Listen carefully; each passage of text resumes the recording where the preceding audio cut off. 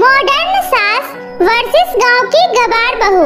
सोनाली मुंबई शहर की एक बड़ी सी सोसाइटी में रहने वाली एक मॉडर्न औरत थी जो हमेशा जींस टॉप ही पहना करती थी। उसने सोसाइटी में एक बहुत बड़ा फ्लैट ले रखा था और उसका अपना एक अलग स्टाइल था। और वही सोनाली का इकलौता बेटा राजीव एक बड़ी सी कंपनी में काम किया करता था और अक्सर वो अपने काम के सिलसिले में दिल्ली जाया करता था। ऐसे ही एक दिन सोनाली अपने बेटे राजीव को फोन करती है और कहती है, हेलो राजीव बेटा, कैसे हो तुम? कितने दिन हो गए, तुम अभी तक घर नहीं आए? यू नो ना, I really miss you, so my son, you come back fast. I know mom, but आपको पता है ना कि मुझे दिल्ली में कितना इम्पोर्टेंट काम था। बट यू डोंट वरी, मैं अपने साथ आपके लिए एक बहुत अच्छा सरप्राइज लेकर आऊंगा। Oh really? चलो, अब तो मुझे तुम्हारे सरप्राइज का इंतजार रहेगा, बस तुम जल्दी से घर आ जाओ। और इसी तरह सोनाली अपने बेटे राजीव के लिए एक मॉडर्न लड़की ढूंढने लगती है। ऐसे में एक दिन उसके दरवाजे की डोरबेल बजती है और वह कहती है, ओह माय गॉड, ये डोनेशन मांगने वाले ना संडे का दिन भी नहीं छोड़ते हैं। इतना क्या कर सोनाली जैसे ही दरवाजा खोलती है तो वो देखती है कि उसका बेटा राजीव गले में वरमाला डाले हुए एक लड़की के साथ खड़ा होता है जिसका नाम सुनैना होता है। सुनैना दिल्ली में रहने वाले गांव की एक सीधी सादी लड़की होती है जो कुछ महीने पहले ही काम के सिलसिले में दिल्ली आई होती है और इसी बीच उसकी मुलाकात राजीव से होती है और उन दोनों में एक दूसरे से प्यार हो जाता है। मॉम, मैंने कहा था ना कि मैं आपके लिए एक सरप्राइज लेकर आऊंगा। यही है आपका सरप्राइज, आपकी बहू सुनैना। पाई लागू माँ जी, ये क्या मजाक है बेटा? ये तुम किस गवार लड़की को उठा कर ले आए हो और इसे मेरे घर की बहू बना रहे हो? अरे मैं यहाँ तुम्हारे लिए मॉडर्न लड़की ढूंढ रही हूँ और तुम इस गवार लड़की से शादी करके आ गए। और इस तरह सोनाली अपने बेटे की इस शादी से बहुत नाराज होती है, लेकिन उसे फिर भी अपने इकलौते बेटे की खुशी के आगे झुकना पड़ता है और वह जैसे तैसे करके मान जाती है। लेकिन जैसे ही अगले दिन यह बात सोसाइटी में सोनाली की फ्रेंड्स को पता चलता है तो वे लोग सोनाली की नई बहू को देखने उसके घर आती है। उसी समय सुनैना सबके पैर छूकर उनका आदर सम्मान करती है, लेकिन उसकी मॉडर्न फ्रेंड्स ये सब देखकर उसका मजाक उड़ाते हुए कहती है, अरे ये क्या सोनाली, तुम्हारी बहू तो गवारों की तरह हमारे पैर छू रही है। अरे आजकल के जमाने में भला कौन पैर छूता है? तुम्हारी बहू तो बिल्कुल बहन सी वाली हरकतें कर रही है। ना तो इसे कपड़े पहनने का सेंस है और न ही इसका कोई क्लास है। अरे हमारी बहुओं को ही देख लो, कितनी मॉडर्न और स्टाइलिश है। अरे हाँ, मुझे सब पता है, लेकिन तुम लोग ये सब छोड़ो, बताओ क्या लोगी? मैं तुम लोगों के लिए ठंडा ठंडा बनाना शेक मंगवाती हूँ। अरे सुनैना, तुम जल्दी से जाकर सबके लिए बनाना शेक बना कर ले आओ। जी माँ जी, अभी लाती हूँ। ओफो, अरे मैंने तुम्हें कितनी बार समझाया है, मुझे माँ जी मत बोला करो, मॉम कहा करो। चलो अब जाओ, जल्दी से सबके लिए बनाना शेक बनाकर ले आओ। उसके कुछ देर बाद सुनैना ट्रे में 3-4 केले लाकर रख देती है। What the hell? सुनैना, ये क्या है? माफ करना माँ जी, लेकिन अभी आपने ही तो कहा था ना बनाना शेक लेकर आ जाओ, तो मैं बनाना को तवे पर सेक कर ले आई। सुनैना की इस हरकत को देखकर वहाँ पर खड़ी सोनाली की सारी फ्रेंड्स हंसने लगती है और चुपचाप वहाँ से चली जाती है। तभी सोनाली कहती है, करवा दी ना सबके सामने मेरी इंसल्ट, गवार लड़की। और इसी तरह कुछ समय और बीत जाता है और एक दिन राजीव अपनी माँ से कहता है, चलो ना मॉम, आज हम लोग बाहर डिनर करके आते हैं। वैसे भी कितने दिन हो गए एक साथ बाहर डिनर किए। अरे वाह, ये तो बहुत अच्छा आइडिया है। तुम यहीं रुको, मैं भी रेडी होकर आती हूँ। और हाँ, अपनी उस गवार पत्नी को भी बोल देना कि वो भी अच्छे से तैयार होकर आ जाए। ऐसे ही कुछ देर बाद सोनाली जींस टॉप पहने हाथ में पर्स लिए तैयार होकर आ जाती है। वहीं सुनैना सिंपल सी साड़ी पहनकर तैयार होकर आती है। ओह माय गॉड, फिर पहले ने गवारों वाले कपड़े। ये लो, अभी ये जींस टॉप पहन कर आओ, वरना ऐसे हमारे साथ जाओगी ना तो लोग तुम्हें बहू कम, हमारे घर की नौकरानी ज्यादा समझेंगे। ठीक है माँ, सॉरी मॉम, मैं अभी पहन कर आती हूँ। और ऐसे ही कुछ देर बाद वह सब तैयार होकर एक बड़े से होटल में खाना खाने जाते हैं, जहाँ होटल का मेन्यू देखकर सुनैना कहती है, हे भगवान, इतना महंगा खाना लेती ना। क्यों सासू मॉम, मैंने सही कहा ना?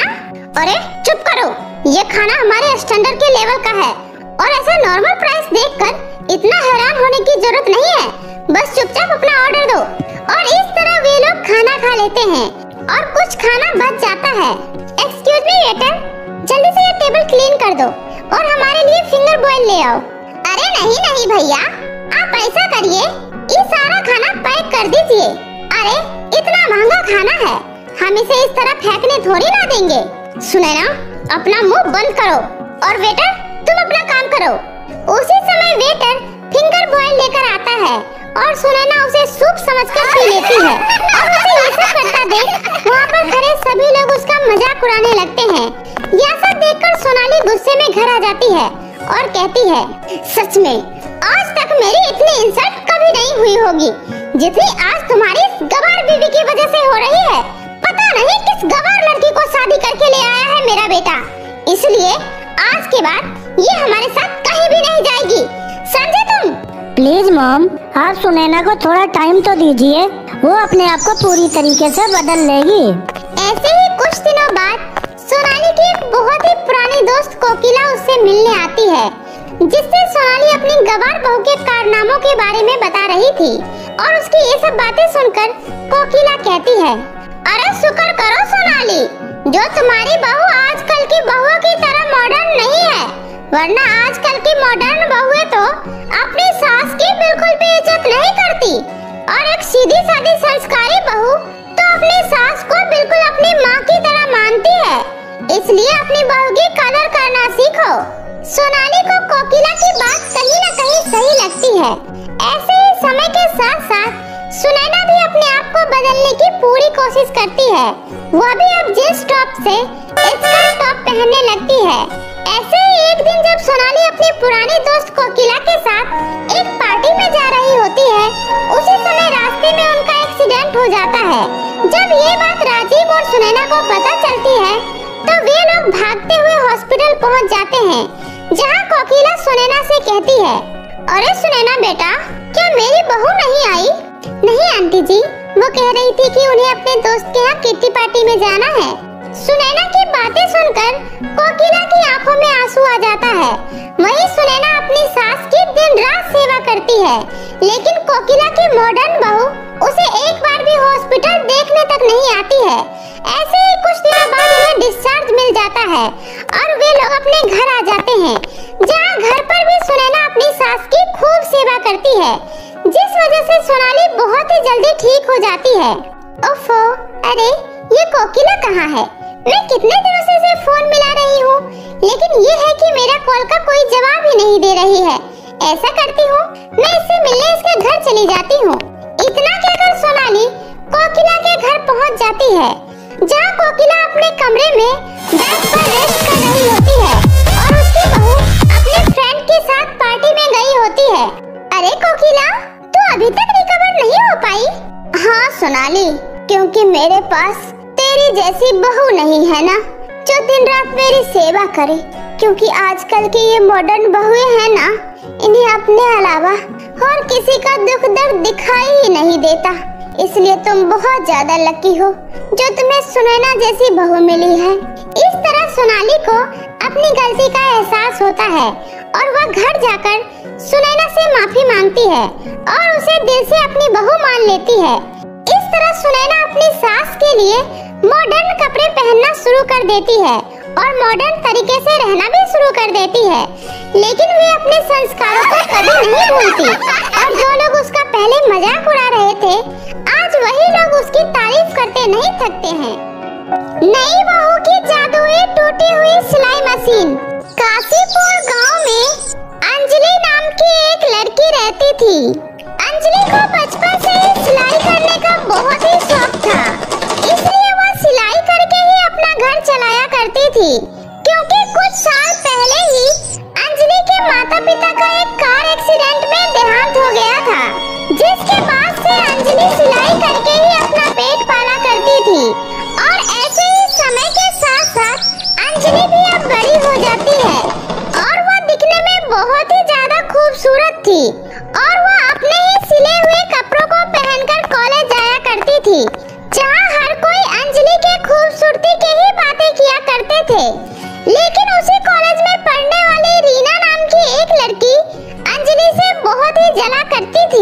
अरे पूरे कॉलेज में सबसे सुंदर और मॉडर्न कपड़े पहनकर आती हूँ, लेकिन तब भी हर कोई इस अंजलि के पीछे ही क्यों पागल है। उसी कॉलेज में रीना का बड़ा भाई विवेक भी पढ़ा करता था और उसे अंजलि से प्यार हो जाता है। अंजलि भी उसे पसंद करने लगती है और उनके इस प्यार के बारे में पूरे कॉलेज में चर्चा होने लगती है। जब ये सारी बातें रीना को पता चलती है, तब वो अपने भाई से कहती है, सुनो भैया, आप ऐसी लड़की से प्यार कैसे कर सकते हो?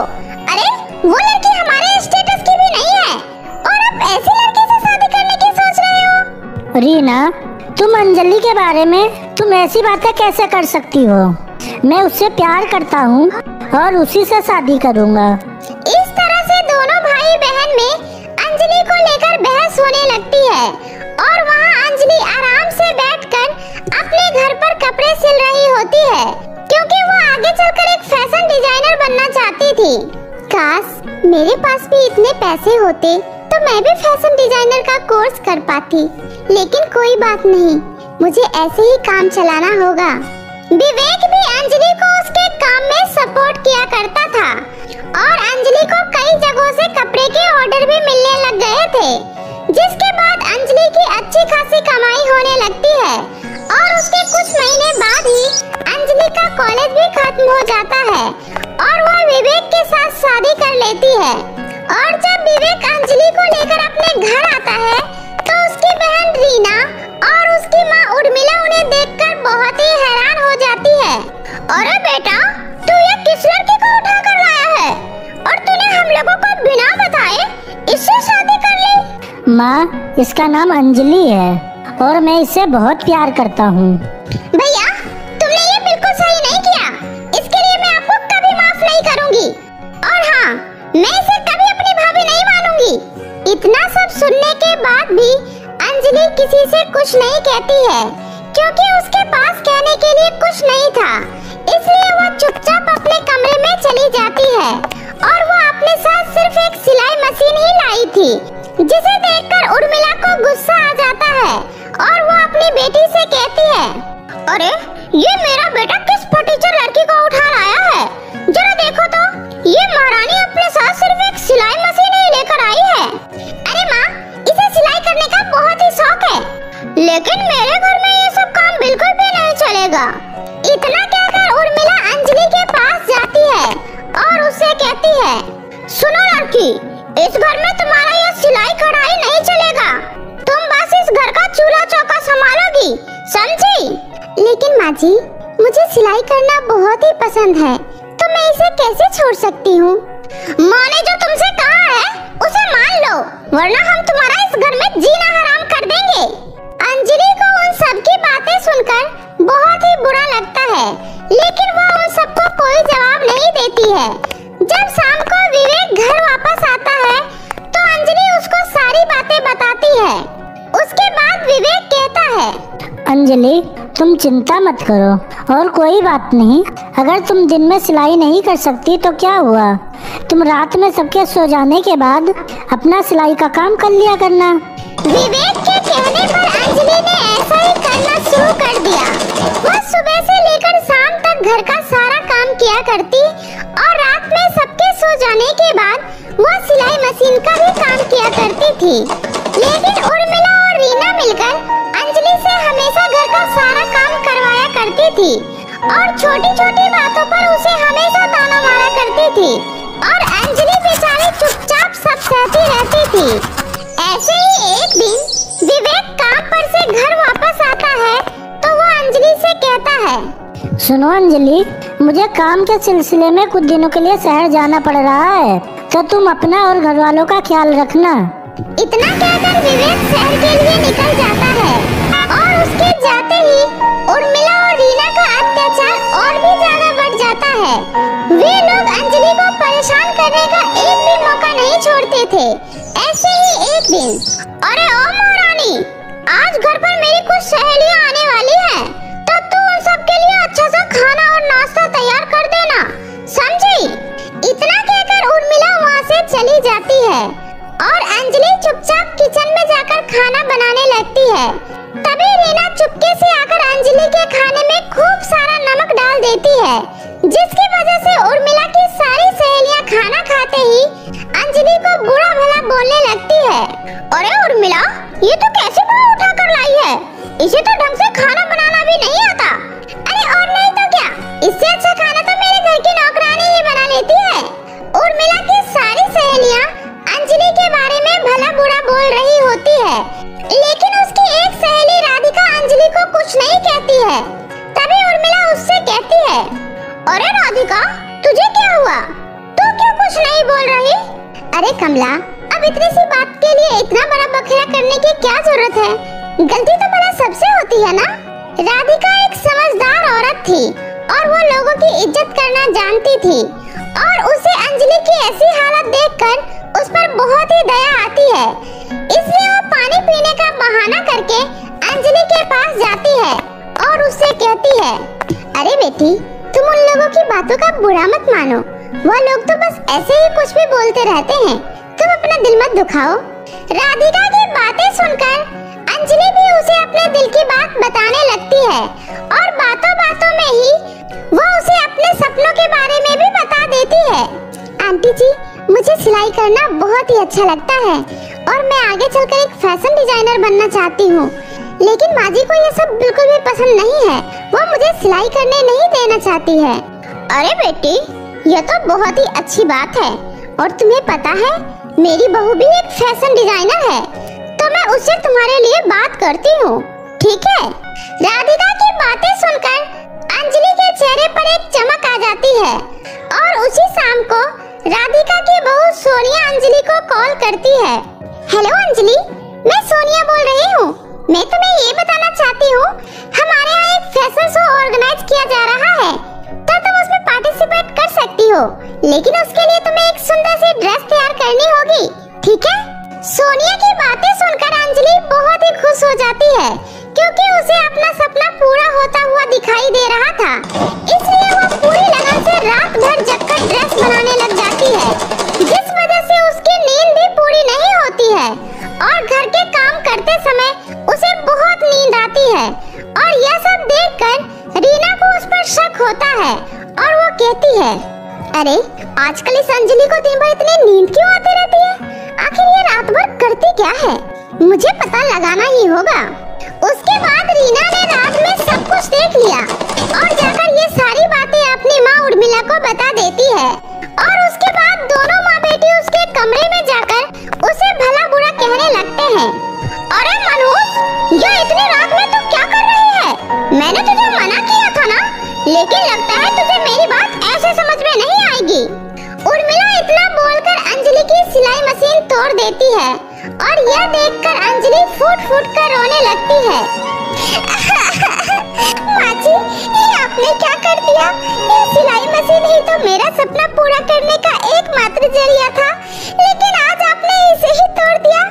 हाँ, सही कहा तूने, और अब मैं तुझे भी तोड़ूंगी। इतना कहकर उर्मिला अंजलि को घर से धक्के मारकर निकाल देती है, और अंजलि बेचारी जंगल की तरफ रोते हुए जाने लगती है। तभी उसे एक घायल खरगोश की आवाज सुनाई देता है, कोई मेरी मदद करो, मुझे बहुत दर्द हो रहा है, कोई मेरी मदद करो। अंजलि यह आवाज सुनकर इधर उधर देखने लगती है, तो उसे एक पेड़ के पास एक खरगोश घायल अवस्था में दिखाई देता है। अंजलि उसको अपने गोद में उठाकर कहती है, हे भगवान, इसे तो बहुत ज्यादा चोट लगी है। इतना कहकर अंजलि जंगल से कुछ जड़ी बूटी लाकर उस खरगोश का इलाज करती है, और वह खरगोश बिल्कुल ठीक हो जाता है, और ठीक होते ही वो एक परी के रूप में बदल जाती है। सुनो अंजलि, मैं तो यहाँ बस तुम्हारी परीक्षा लेने आई थी। मैं कोई खरगोश नहीं हूँ, बल्कि परी लोग से यहाँ तुम्हारी मदद करने के लिए आई हूँ। तो मुझे बताओ, तुम इतनी परेशान क्यों हो? उसके बाद अंजलि ने अपनी सारी परेशानी उस परी को बताई, और सब सुनने के बाद वो परी कहती है, अच्छा तो ऐसी बात है, कोई बात नहीं अंजलि, तुम चिंता मत करो, मैं तुम्हारी मदद करूँगी। इसलिए मैं तुम्हें एक जादुई सिलाई मशीन देती हूँ।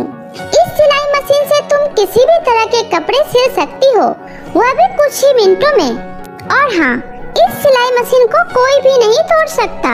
उसके बाद उस परी ने अंजलि को एक जादुई सिलाई मशीन दे दी और अंजलि पूरी रात उस जंगल में बैठकर सुंदर सुंदर ड्रेस बनाना शुरू कर दिया। और अगले दिन ही वो उन कपड़ों को लेकर फैशन शो वाले जगह पर गई, जहाँ सोनिया पहले से ही उसका इंतजार कर रही थी। अरे अंजलि, तुम आ गई। मैं कब से तुम्हारा ही इंतजार कर रही थी, लेकिन तुम्हारे पास तो कोई मॉडल ही नहीं है, तो इन कपड़ों को पहनकर स्टेज पर कौन जाएगा? सोनिया की बात सुनकर अंजलि कहती है, क्या मैं खुद अपने कपड़े पहनकर स्टेज पर जा सकती हूँ? अरे हाँ हाँ, क्यों नहीं, ये तो बहुत ही अच्छी बात है। उसके बाद अंजलि अपने बनाए हुए कपड़ों को खुद पहनकर स्टेज पर जाती है और वह उस कंपटीशन को जीत जाती है, जिसके बाद उसे बहुत सारे पैसे इनाम में मिलते हैं और कई सारी कंपनी से उसे कपड़ों का कॉन्ट्रैक्ट भी मिलता है। और इन सब के बाद अंजलि अपने लिए एक बड़ा सा घर खरीद लेती है। और जब वहाँ विवेक वापस आता है तो वो अंजलि के बारे में पूछता है, जिसके बाद रीना अपने भाई को सारी बातें बता देती है। यह सब सुनने के बाद विवेक बहुत ही गुस्सा हो जाता है और वह भी अपनी माँ और बहन को छोड़कर अंजलि के पास